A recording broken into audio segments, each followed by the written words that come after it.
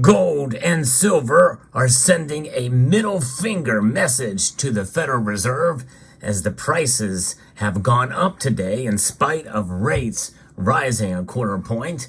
Could this be the beginning of a bull run? Well, we're still on somewhat shaky ground in terms of answering that question, but we'll try to explore where gold and silver go from here as we take a look.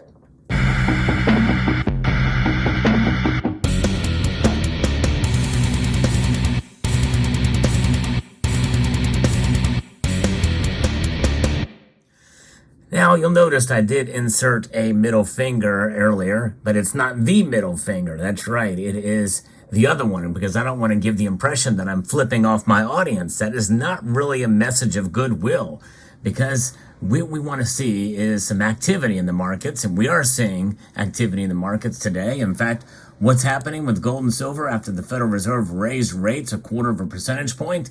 Yeah, gold is up, extending gains, up 0.44%, up $8.60 to $1,974.10 as of recording of this video. Silver is up 26 cents. That's a 1% gain, breaching the $25 mark to $25.01 in the ask price moments before the markets close. So that's where we are at on gold and silver prices. What's going on here? Well, basically, it all boils down to the reaction to the presser that Jerome Powell held, the chairman of the Federal Reserve, and what the Federal Reserve did. And we saw the markets move, and the central bank has agreed to raise its benchmark Fed funds rate by 25 basis points to the range of 5.25% to 5.5%. This is a 22-year high, and it remains highly attentive to inflation risk, according to the statement.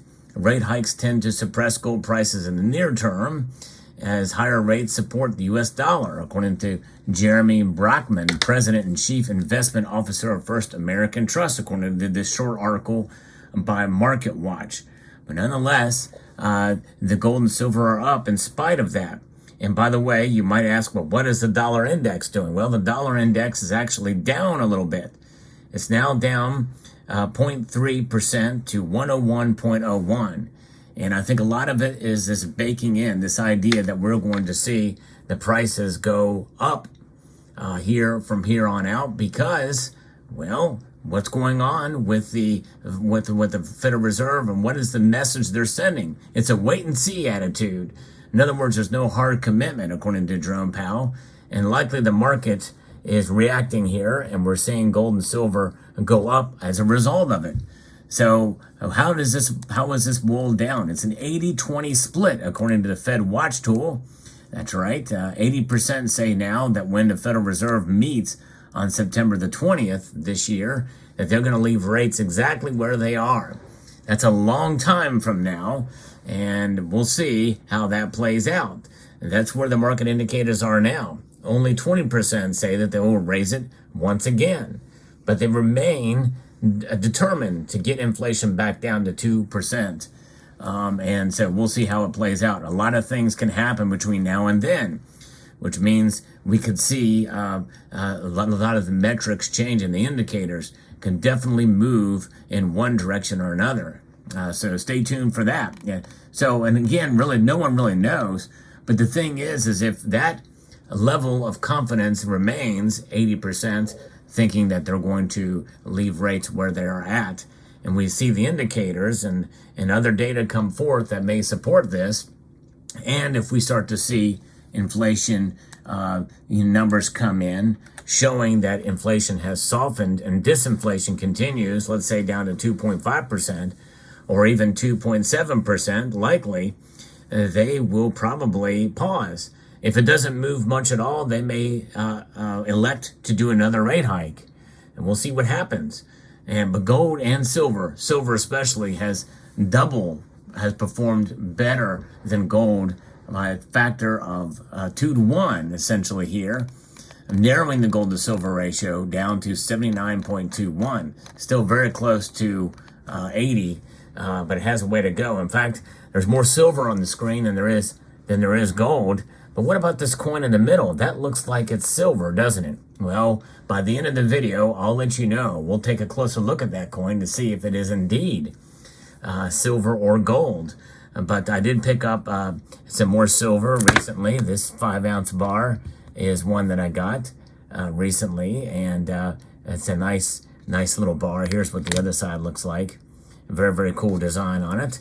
But nonetheless, I do enjoy having a little bit of precious metals in my portfolio, because that means that, you know, as the prices go up, I can celebrate. But you know what? Even if the prices go down, I'm fine with it, because I measure my wealth in ounces, not dollars. But at the same time, though, we always are thinking dollars. We cannot avoid that.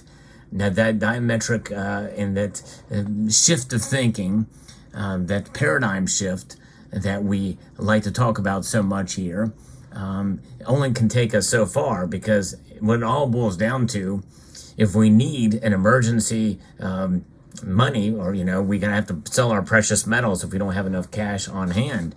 But I always encourage folks to have a little cash on hand just in case. But we're going to see what the inflation numbers do. If there is a further drop, in fact, I was actually quite shocked to see it fall a full percentage point last time in disinflation. If we see it fall again, according to the official numbers, by the way, we know things like food, fuel, and other factors are much higher than that 3% number.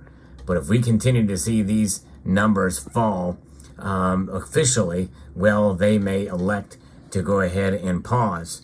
If they pause, then I think that's going to be good for gold and silver. And we might see the prices pop out, and we very well may have seen the bottom. The summer doldrums really did not last that long. The price is up to $25 an ounce. I think it's pretty good for this year.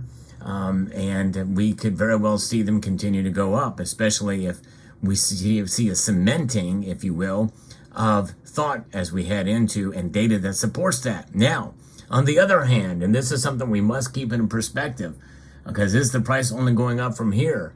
The answer to that question could be a hard no if we start to see some metrics that move in the other direction, especially if we start to see the employment number and the employment data come back in a sour direction. In other words, we see more people applying for unemployment benefits and other factors that could come into play, especially if we start to see some indicators of recession, inverted bond yields, that type of thing.